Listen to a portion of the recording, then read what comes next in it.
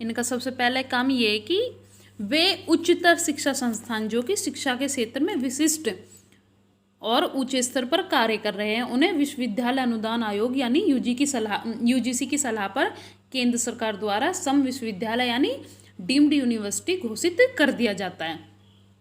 और जिन संस्थानों को डीम्ड यूनिवर्सिटी के रूप में घोषित किया जाता है वे एक विश्वविद्यालय के शैक्षिक स्तरों और विशेषाधिकार का उपयोग करते हैं, यानी कि ये ऐसे विश्वविद्यालय होते हैं कि जो शिक्षा के क्षेत्र में बहुत ही उच्चतर कार्य करते हैं, बहुत ही विशिष्ट कार्य करते हैं, इसलिए यूजीसी सिफारिश करके इन्हें केंद्र सरकार के द्वारा डीम्ड यूनिवर्सिटी घोषित करा सकती है।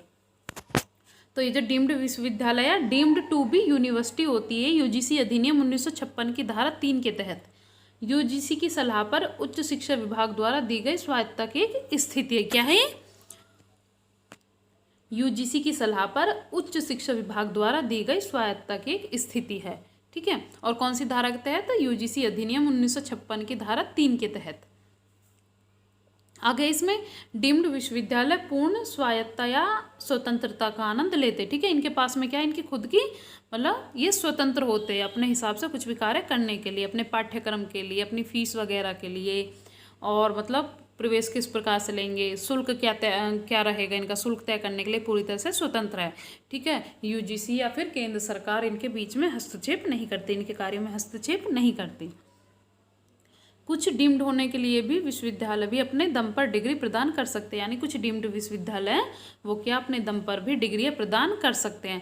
डीम्ड टू बी यूनिवर्सिटी यानी विश्वविद्यालय जो अच्छा प्रदर्शन जारी रखते हैं एक पूर्ण विश्वविद्यालय का दर्जा प्राप्त कर सकते हैं। मतलब जो भी शिक्षा के क्षेत्र में बहुत अच्छा प्रदर्शन करेगा, बहुत अच्छी परफॉर्मेंस देगा जो भी विश्वविद्यालय, उसे एक बाद में पूर्ण विश्वविद्यालय का दर्जा भी दिया जा सकता है। एक यूजीसी समेकित सूची 2017 के अनुसार देश में 123 डीम्ड टू बी विश्वविद्यालय। ठीक है, तो अगर बात करें क्वेश्चन आ जाए कि कितने यूनिवर्सिटीज़ इस टाइम पे, वो 123 प्लस है। ठीक है, तो 123 प्लस यूनिवर्सिटीज़ है।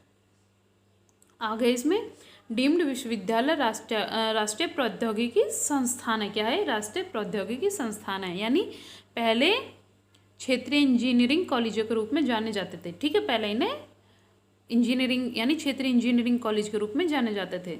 तो उच्च शिक्षा की मणिपाल अकेडमी, ठीक है, और है ये सिम्बायोसिस अंतर्राष्ट्रीय शिक्षा केंद्र। ठीक है, इसके अलावा पुणे में कंप्यूटर अध्ययन और अनुसंधान के सिम्बायोसिस संस्थान। इसके अलावा नेक्स्ट है व्यवसाय प्रबंधन और Symbiosis Society Law College Narsee के सिम्बायोसिस संस्थान शामिल है। फिर से देखते इसमें कौन कौन से। एक तो मणिपाल अकेडमी, ठीक है, आपने काफ़ी नाम भी सुना होगा। इसके अलावा सिम्बायोसिस अंतर्राष्ट्रीय शिक्षा केंद्र और पुणे में कंप्यूटर अध्ययन और अनुसंधान के सिम्बायोसिस संस्थान। इसके अलावा व्यवसाय प्रबंधन Symbiosis Society Law College Narsee के सिम्बायोसिस संस्थान आदि इसमें शामिल है। इसके अलावा Monjee Institute of Management Study, ये भी क्या है? एक डीम्ड यूनिवर्सिटी है। ठीक है, तो आप इनके नाम अच्छे से याद रखना, कभी आ जाए एग्जाम में और पूछे कि इनमें से निम्नलिखित में से कौन सी डीम्ड यूनिवर्सिटी और कौन सी नहीं है। ठीक है, इसके अलावा भारतीय सूचना प्रौद्योगिकी संस्थान और प्रबंधन, यानी जो भारतीय सूचना प्रौद्योगिकी संस्थान और प्रबंधन भारतीय विज्ञान संस्थान बेंगलोर को भी डीम्ड यूनिवर्सिटी माना जाता है। किसको? ये जो भारतीय सूचना प्रौद्योगिकी संस्थान और प्रबंधन और भारतीय विज्ञान संस्थान, इन बेंगलोर को भी विश्वविद्यालय कैसा? डीम्ड यानी सम विश्वविद्यालय माना जाता है। अब इनके हम कुछ विशेषताओं के बारे में बात करते हैं। तो सबसे पहले क्या, ये जो डीम्ड यूनिवर्सिटी होती है इन्हें कुछ स्वतंत्रता मिली होती है। ठीक है, एक तो क्या, ये अपने यहाँ पर जो प्रवेश प्रक्रिया है उसका संचालन भी खुद ही करते हैं, जैसे प्राइवेट यूनिवर्सिटीज़ करती है ऐसे ही ये भी अपने यहाँ पर प्रवेश प्रक्रिया का संचालन खुद करते हैं। इसके अलावा ये इनका जो सिलेबस है ये खुद ही तय करते हैं कि हमें अपने यहाँ पर क्या क्या पढ़ाना है, क्या क्या नहीं, और जो परीक्षा है ये खुद ही आयोजित कराते हैं।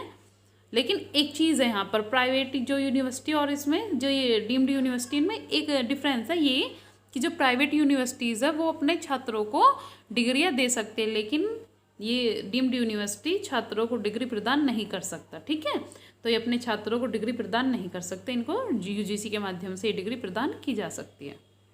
तो इसके हम कुछ एमसीक्यू सॉल्व कर लेते हैं, ये देखते हैं। तो सबसे पहले क्वेश्चन है, डीम्ड विश्वविद्यालयों के बारे में निम्नलिखित में से कौन सा कथन सही है? अब देखते हैं कौन सा डीम्ड यानी सम विश्वविद्यालयों के बारे में सही है।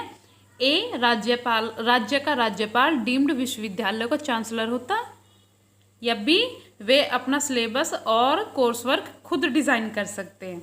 ऑप्शन सी है, वे प्रवेश और शुल्क के बारे में अपने स्वयं के दिशा निर्देशों को लागू कर सकते हैं, और डी है, वे डिग्री प्रदान कर सकते हैं। तो इसमें कौन कौन सा सही है वो बताना आप कोड के माध्यम से बताना। तो इसका सही आंसर जो है वो है